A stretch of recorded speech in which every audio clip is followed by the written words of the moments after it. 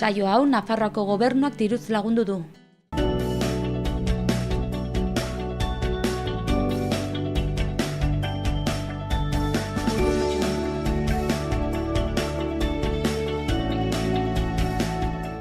Arratsaldeon guztioi, ongi etorriak Xaloa telebistara, otsaiak 23 dugu gaurkoan, osteguna dugu, egunez egun Iruñerriko hotsak eta zaratak saioan gaituzue. Arratsaldeon zuri ere, Maria. Arratsaldeon Larraitz. Zer moduz, gaurko eguna gaur ez da guzki askorik atera, ez? Pixkoa lainotuta. Lainotua, lanbroa ere hortxe geratu da, kostatzen ari zaio pila bat altxatzea, eta pixkat mukitxu, baina ongi, pozik berriz ere. Badirudi asteburuan eguzki atera bardega, beraz. Badirudi bai, hortan temperaturak pentsatuko dugu. pixkat igoko direla ere. Zer dugu gaurkan elkarrizketen tartean? Gaurkoan Nafarroako Down sindromearen elkartea gertutik ezagutzeko aukera izanen dugu, horretarako Olaia Amezketa Down elkarteko logopeda dena gerturatu zaigu, eta baita Itziar Segura bertako kidea den gaztea.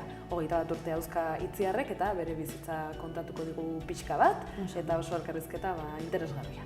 Oso, Maria, eta bestalde batetik gaurkoan, aste honetan hainbat sindikaturekin gabiltza, aurreko egunean LAB sindikatutik Igor Arroila izan genuen, eta gaurkoan ESK sindikatutik Iratxe Alvarez izanen dugu, Nafarroako bozeramailea da bera sindikatu honetan, eta oraintxe bertan abian dituzten hainbat kanpaina azalduko dizkigu.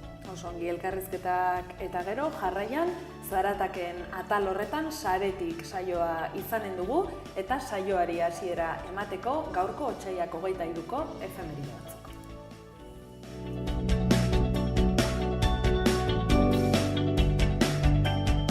15. mendera salto eginen dugu gure lehenengo efemeridearekin.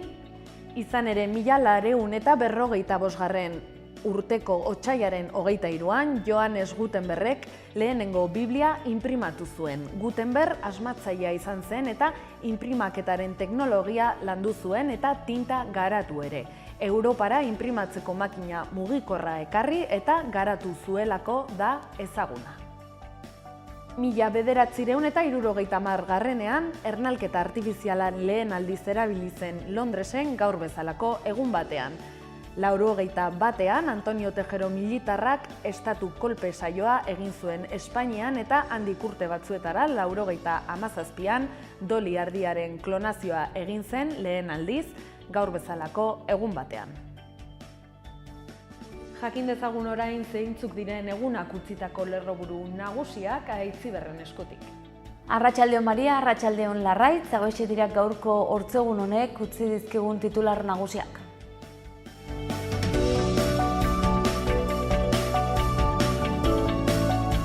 Albisteekin hasteko Nafarroan euskararen zonifikazioa bertan bera uzteko eskatu du Kontseiluak. Gaur egungo euskararen legeak herritarrei arazo handia sortzen dizkiela ohartarazi du Paul Bilbaok Iruñeko Kondestable Jauregian egindako prentsa agerraldian. Eta abertzale etak armagabetzeari ekiteko eta armak suntsitzeko baldintzak badirela uste du Foro Sozial Iraunkorrak. Nafarroako aldaketarako alderdiek eskatuta agerraldia egin dute Nafarroako Parlamentuan Foro Sozialeko kideek. Prozesuak arrakaste izateko Nafarroako gobernuak, Eusko Jaurlaritzak eta Jaioberri den Ipar Euskal Herriko elkargoak parte hartu beharko luketela uste dute. Eta albistekin jarraituz Nafarroako Parlamentuak pentsioak ez privatizatzeko iniziatiba babestu du. Aurrera jarraituko dugu albistekin Iturenen inauterien mamia berreskuratzeko neurriak hartuko ditu bertako alkateak. Alkatearen ustez ikerketa abiatu izanak zikindu egiten dute inauterien irudia. Eta kulturan sartuz batzuk euskararen 4 aurpegi korrika dokumentala aurkeztu dute Iruñan. Eta dokumentalekin jarraituz Nafarroako gobernuak eta Labrit multimedia ekoiztetxeak egindako Ni Arga dokumentala plazaratuko dute gaur bertan. Eta albisteekin bukatzeko musika. Atortxu Rockeko antolatzaileek 30 talde gehiago sartu dituzte uztailaren 27tik 30era Lakuntzan ospatuko den jaialdian tartean Anparanoia, Zea Maiz, Defcon 2, Esian eta Green Valley.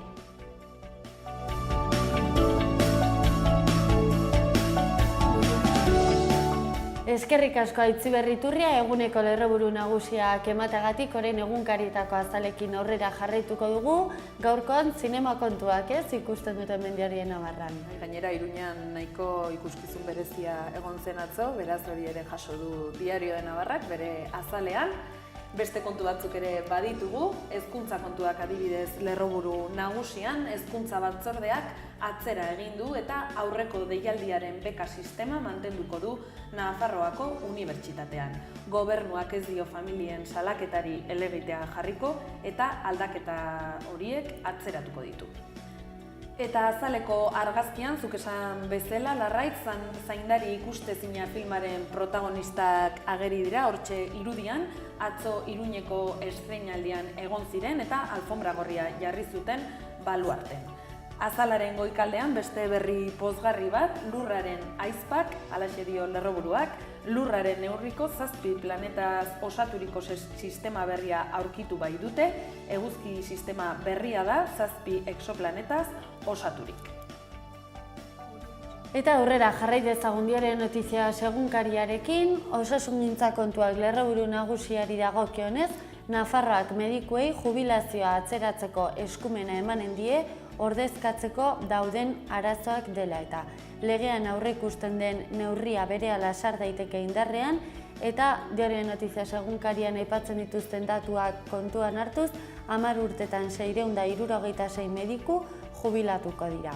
Gaurko protagonista nagusia ere zaindari ikusezina, galaz jantzi egin ziren atzo Dolores Redondoren liburuan oinarritutako pelikularen aurre estrenoa baluarten egin zuten atzo, filmeko aktoreak ageri dira argazkian Redondorekin batera. Martxoak 3 estreinatuko da filme hau. Eta beste bi albiste azalarekin bukatzeko, batetik NASAk eguzki sistema berri bat deskubritu du, lurraren antzekoak diren 7 planeta osatzen dute sistema hau. Eta bukatzeko inauterietako agenda ekarriko digute gaurkoan, Nafarroan nun ospatzen diren inauteriak ikusteko. Jarrai dezagun Gara egunkariaren azalarekin. Gaurko azalaren lerroburu nagusiarekin batera, Artur Mas eta Juan Jose Ibarretxeren argazkia atzo Kurusalen emandako hitzaldira gerturatu zirenak agurtzen, Artur Masen adierazpena jasotzen du lerroburuak, bere hitzetan akordio bat Everesteko gailurra baino urrunago dago. President Ohiaren ustetan Kataluniako independentzia erreferendum bidez bai edo bai erabaki beharko da eta oinarria herri katalanean dagoela errepikatu du. Kontu gehiago gaurko azalean, bekaldean adibidez, Carmen Adanek Galparsoro ordezkatuko du EAEko fiskal nagusi bezala. Adan Bizkaiko fiskal nagusia izan da 2013 urtetik. Eta amaitzeko erreportai bat aipatzen digute hortxe azaleko bekaldean, Barain tiroka oraindik. Hortxe ageri zaigu, herritarren protestei tiroka egin diela oraindik bertako erregimen militarrak, herrialde honek 1 milioi bat biztanle baino ez ditu, baina 15.000 soldadu estatu batuar dauzka bertan finkatuta. Eta gaurko berri egunkariko azala, Gareren azalarekin ere bat egiten du, izan ere gaurko protagonista nagusiak Ibarretxe eta Artur Mas ditugu, gauzatzeko unea da, horrelaxe izendatute argazki nagusi hori, hor ikusi ditzakegu Artur Mas eta Ibarretxe, erabakitzeko eskubidea gauzatu egin behar dela berretxe dute Masek eta Ibarretxek Donostian eman zuten hitzaldian. Instituzioen eta gizartearen arteko elkarlana derrigorrezko jo dute aldarrikapenaz harago joateko. Eta beko aldean beste lerroburu nagusi bat, 7 planetako sistema berrian ura aurkitu nahi dute, Trappist bat izar nano hotzaren jiran dabiltza planeta hauek, zientzialariek uste dute ura egoera likidoan egoteko baldintzak daudela 3 planetetan. Eta bukatzeko beste bi albiste nabarmenduko ditugu Arian atalean, batetik Nafarroari erreferentzia egiten dion albiste bat, zonifikazioa aldatzeko ados jartzeko eskatu dio kontseiluak laukoari. Eta bukatzeko eta desarmatzeko esku hartzeko eskatu die foro sozialak instituzioei. Eta Euskal Herria Irratiko agerkariarekin amaituko dugu errepasoa. Hortxe goikaldean D ereduko lerroa izanen dute Herriberrin, aurre matrikulan euskaraz ikasteko 8 eskaera egin dituzte eskolan eta zentroa D ereduan txertatzeko erreferentziazko ikastetxeen artean ez zegoen arren euskal adarra sartuko dute aurten. Irripartxou izeneko antzezlana gaur humorezko obra da eta gaur bertan arratsaldeko 8etan eskainiko digute Jon Martinez Txikik eta Jose Cruz Gurrutxagak Nafarroako Antzerki Eskolan. Eta bukatzeko beste bi albiste, batetik ingeniaritzetako ikasleen parte hartze handiagoa ahalbidetzen du genero ikuspegiarekin egindako ikaskuntzak eta hortxe ageri zaigu ikerketa hau egin duen neska, eta bukatzeko maniobra militarrak egiten ari dira Bardean, atzo hasi ziren, eta otsailaren 3 bitartean Bardean barna ibiliko dira.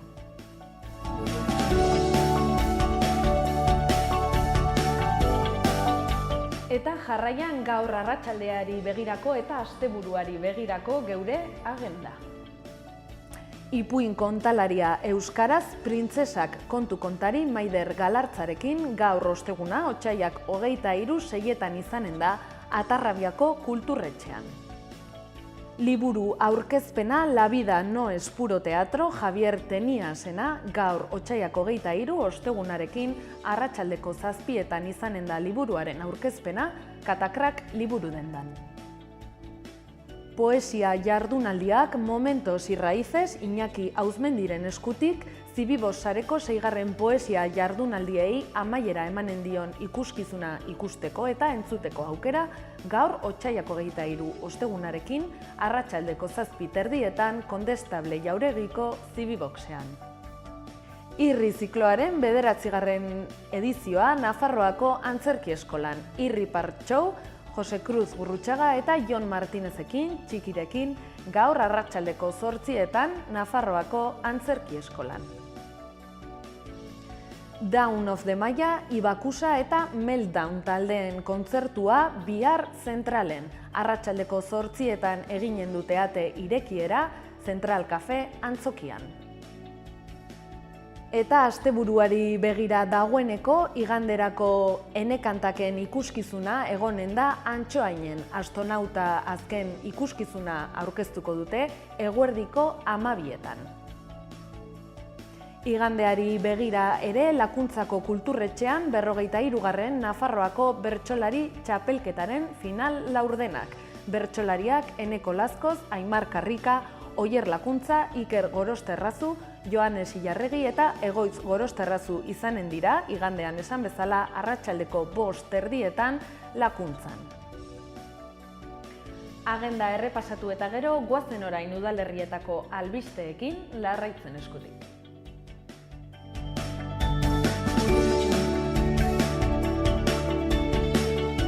Otsailak 23 dugu gaurkoan, osteguna ikus dezagun zenelako albisteak utzi izkigun gaurko egunak Iruñean eta Iruñerrian.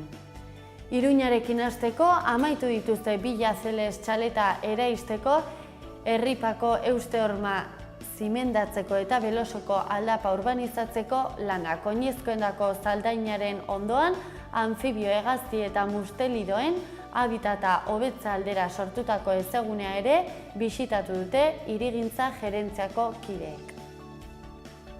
Eta kultura kontuekin aurrera jarraituz, Irripartxou antzezlanak Barre Algarak eragingo ditu ikusleen artean Jon Martinez Txiki eta Jose Cruz Gurrutxagaren eskutik gaur Nafarroako Antzerki Eskolan. Irri zikloaren saio honendako sarrerak 3 eurotan eros daitezke eskolako lehiatiletan eta Nafarroako Antzerkiko webgunean. Arratsaldeko 8etan izanen da hitzordua. Iruñeko udalak eta Reasek politika publikoen inguruko jardunaldiak sustatu behar dituzte ekonomia soziala eta solidarioa garatzeko helburuarekin eginen dira martxoaren 1ean izanen da mintegi hau. Eta udal kontuekin aurrera jarraituz, udalak adierazi du Arga ibaiaren ondoan dauden liztorren abiek ez dutela arriskurik neguan hutsik daudelako. Musika kontuekin aurrera jarraituz, La Xikaren kontzertua izanen da larunbata honetan Iturramako Zibiboxean, De Aquí a Limaren emanaldia arratsaldeko 8etan izango da. Eta kirol kontuekin aurrera jarraituz, arroil jaitsiera hobeto ezagutzeko, gaur hitzaldia izanen da Mendillorriko Zibiboxean, Julen Ardanazen eskutik izango da hitzaldia arratsaldeko 7etan. Eta bestalde, atzo Iruñeko udalean harrera egin zieten AEK-ko ordezkariei korrikaren 20. kanpainaren aurkezpena egin zuten. Eta bukatzeko Galaxiaren lorategian 24.000 pertsonek parte hartu dute lorategia hau landatzen, elkarteak, kolektiboak eta ikastetxeetako ikasleak izan dira parte hartzaileak. Iruña alde batera utzita joan gaitezen lehenik eta behin Uharte aldera ostegunero bezala, aldi baterako kontratuaren bidez eragile lanpostuan aritzeko Uharteko udalean beharrak sortzen direnean euskaraz dakiten izangaien zerrenda, osatzeko deialdian onartuak eta baztertuak izan direnen zerrenda horiek onartu dituzte Udalgo orrialdean, argitaratu dituzte zerrenda horiek. Eta bestalde, Nafarroako Kutxako Fundazioak Uharteko udalaren proiektuaren berrikuntza saritu egin du eta 11.000 euroko laguntza banatuko dio.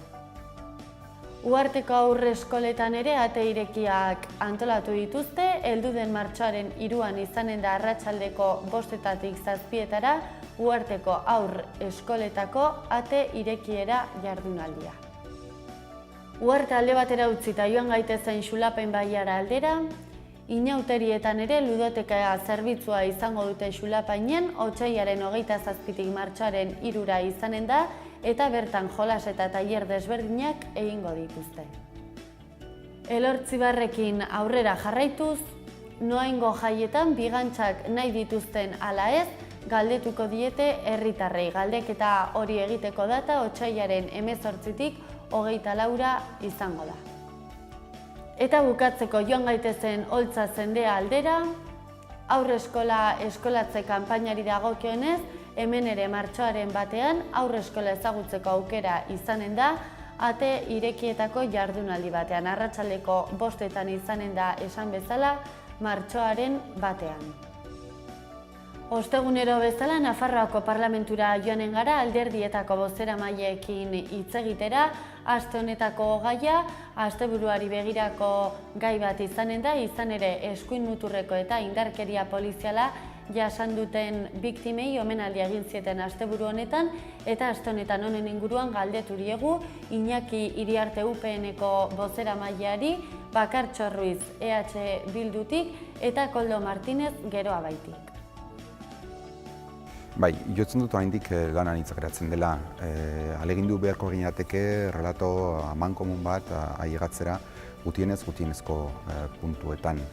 Eta relato horrek barne hartu beharko du edozein gerrikarien violentzia, barne sartuz eskuin muturreko talde terroristena edota funtzionario batzuek legen kontra egindakoa. Baina guri irudiko egiten aldez dena da nahastea neolako errorik ez dutenen pertsonen kasua eta armei eutsiz hil ziren terroristena. Eskuin muturreko eta polizien biktimei asteburu honetan egindako omenaldia edo memoria ekitaldi hori guztiz beharrezkoa zen.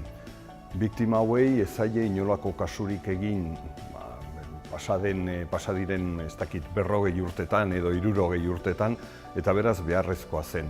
Beharrezkoa zen ekitaldi bat esateko giza eskubideak denontzat exigitzen ditugula, giza eskubideak denontzat defenditzen ditugula, eta biktima guztiekiko memoria guztiz beharrezkoa dela esateko. Ekitaldiak horretan jardun zuen, eta guztiz beharrezko eta txalotzekotzat jotzen dugu gainera Geroa baikook. Zalantzari gabe, pasaden larun batean egindako omenaldia momentu historiko izan zen, nik uste urrats importante izan zela.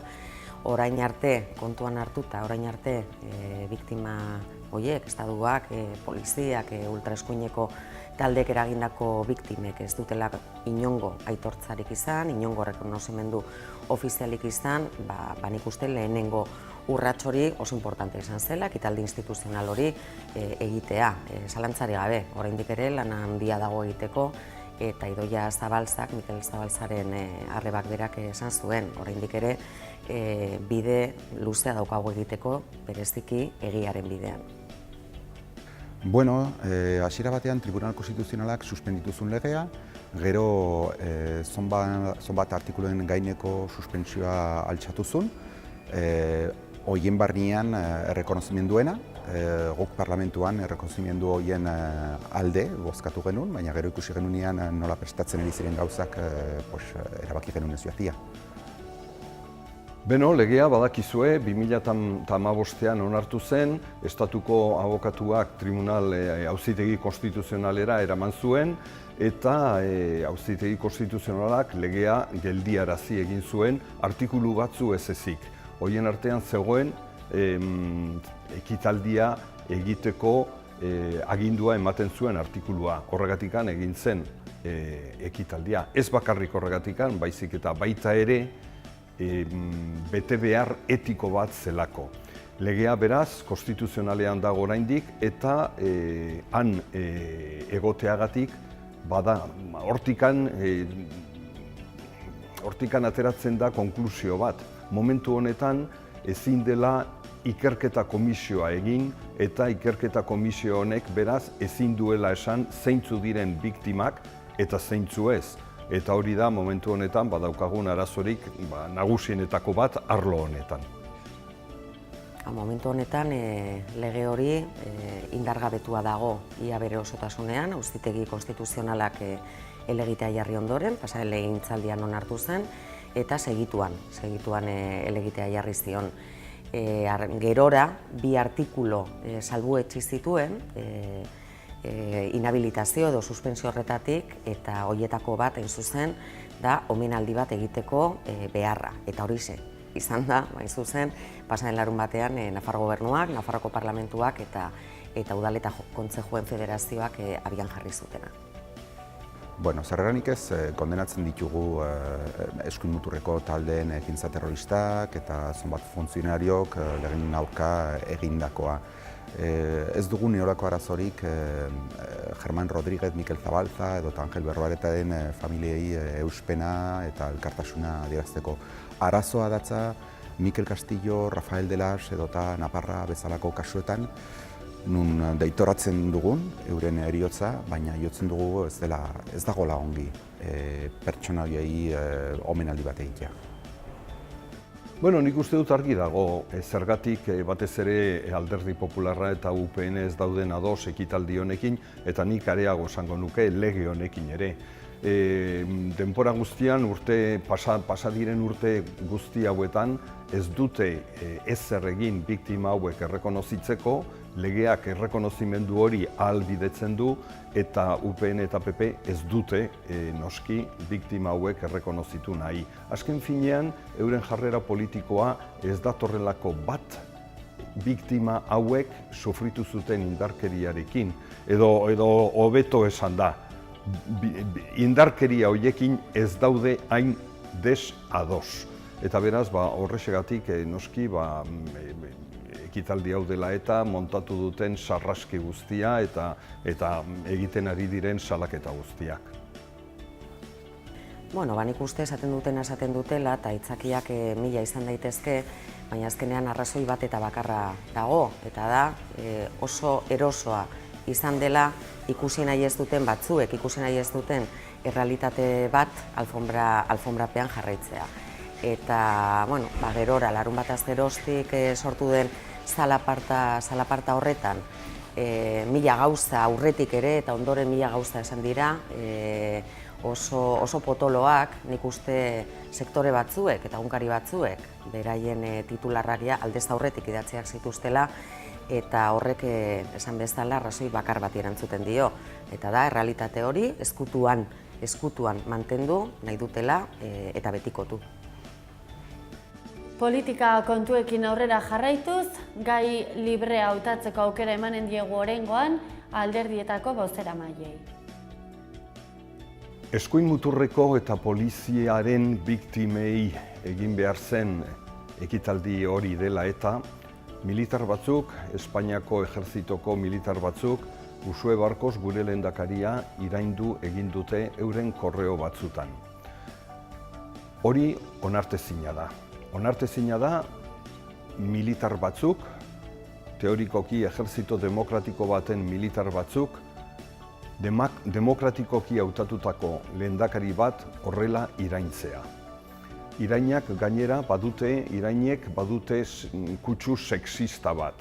Horrek irainak bi aldiz deskalifikatzen ditu. Egin duguna da, jakin izan dugun momentutik, irain horiek ejerzitoaren buru nagusiari bidali jakin dezan zer nolako militarrak dauden espainol ejerzituan eta berak hartu beharreko neurriak arditzan. Onartezina da, horrela salatu du parlamentuak eta horrela jarraituko dugu. Irain guztiak salatzen eta batez ere areago sexistak direnean. Ezin da onartu militar batzuek euren kargua dela eta euren jarduna dela eta irainak egitea berriz diot demokratikoki hautatutako lehendakari bati. Bueno, EH Bildurentzat pozgarria da azkenean gobernuak erabaki izana,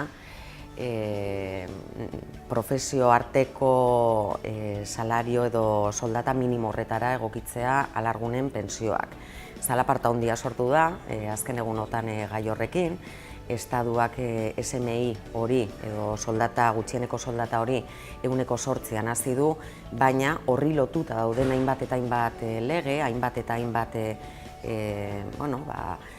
laguntza, ez ditu behartu horiek igotzera. Eta Nafarroak urrats bat aurrera egin du, aitzindari izan da Estadu osoan, eta pensioen aferari heldu dio.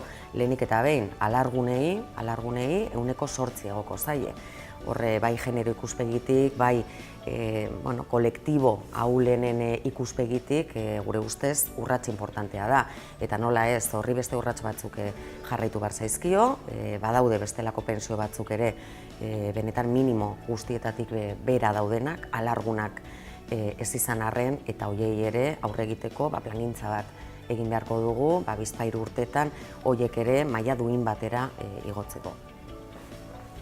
Politika kontuak alde batera utzita, jarrai dezagun aurrera eguraldiarekin.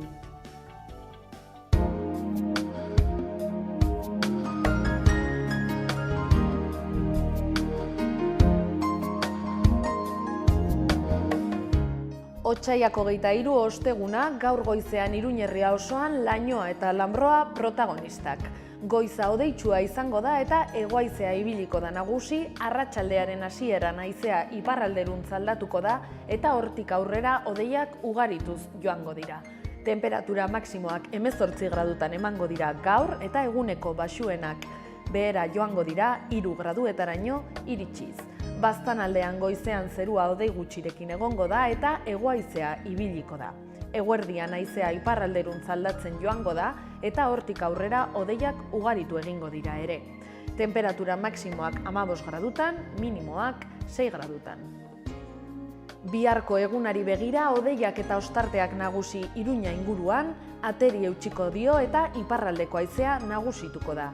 Temperatura maksimoak nabarmen jaitsiko dira 10 graduetaraino bihar. Baztanen egunaren hasiera goibela izango da, euria egin dezake ere eta temperatura maksimoak nabarmen jaitsiko dira. Eta Nafarroari begiratuta gaurko egunean lainotzera egingo du, goizeko lehen orduetatik izango ditugu hodeiak, egunak aurrera egin ahala hodeiak ugaritzen joango dira, batez ere eguerditik aurrera. Iparraldeko haizea ibiliko da eta temperatura apur bat jaitsi egingo da. Eta hauxe izan dugu magazinaren lehenengo zatia, orain egunero bezala elkarrizketekin aurrera egingo dugu, Maria? Hori da, gaurkoan bi neskato etorri zaizkigu Nafarroako sindrome Downeko elkartetik, Olaia Amezketa eta Itziar Segura edukiko ditugu elkarte honetaz gehiago jakiteko. Eta bestalde batetik, sindikatuen kontuekin aurrera jarraituko dugu, gaur ESK sindikatua hobe ezagutzeko aukera izanen dugu, Horretarako Nafarroako bozeramailea izanen dugu, Iratxe Alvarez, eta oraintxe bertan esku artean dituzten kanpainak hobe ezagutzeko aukera izango du. Elkarrizketak eta gero, ostegunero bezala, saretik saioa.